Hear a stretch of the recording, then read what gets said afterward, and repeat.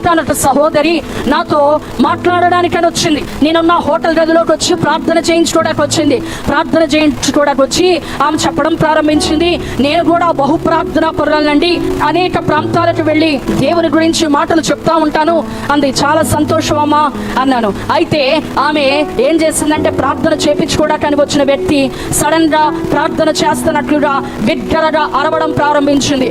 ఏమని అరుస్తుందంటే, దేవుడు నిన్ను పురుషుల మీద తలగా నిలబెట్టి వాడుకోబోతున్నాడు అని ప్రవచనం చెప్పడం ప్రారంభించింది. ఎక్కడ నిలబెట్టి వాడుకుంటున్నాడంట? ఎక్కడండి? పురుషుల మీద తలగా నిలబెట్టి వాడుకుంటున్నాడని.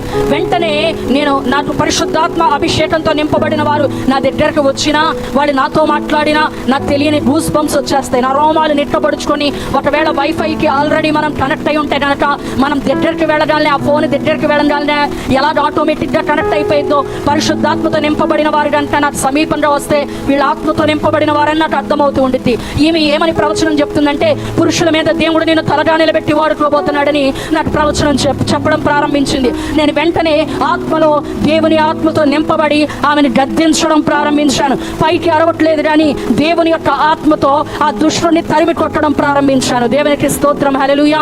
ఆమె చెప్తుంది, దేవుని ప్రవచనమే కదండి అంటే, దేవుడు పురుషుడిని తలగా నిలబెట్టాడు కానీ నన్నంట సాతానుడు ఏం చేయాలనుకుంటున్నాడంట, పురుషులకే తలగా నిలబెట్టాలనుకుంటున్నాడంట. అంటే దేవుని వాక్యాన్ని ఏమేం చేస్తుంది? వక్రీకరించేస్తుంది. నా ప్రియ దేవుని సంగమా, నువ్వు యేసు ప్రభువే నిజమైన దేవుడని నమ్ముకున్నావు, బాప్తిసం పొందుకున్నావు, చాలా సంతోషము, చాలా మంచిది. కానీ క్రైస్తవుని భక్తి ఎక్కడ ప్రారంభం అవ్వాలంటే ఉత్తర దిక్కునకి తేరు చూసేవారుగా ఉండాలి. ఏముంది ఉత్తర దిక్కునంటే?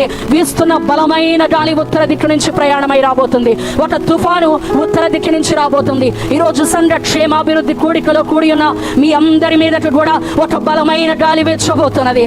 ఎందుకంటే ఈ అంత్య దినాల్లో అందరి మీద ఆత్మను కుమ్మరిస్తానని సెలవిచ్చిన దేవుడు ఒక తుఫానుని ఇక్కడ రప్పింప చేయబోతున్నాడు. ఈ గదిలో ఒక బలమైన గాలి వీచబోతుంది. ఏంటి ఆ బలమైన గాలి అంటే? అది పరిశుద్ధాత్మ అభిషేకానికి సాదృశ్యమైనది. దేవునికి స్తోత్రం, హల్లెలూయా.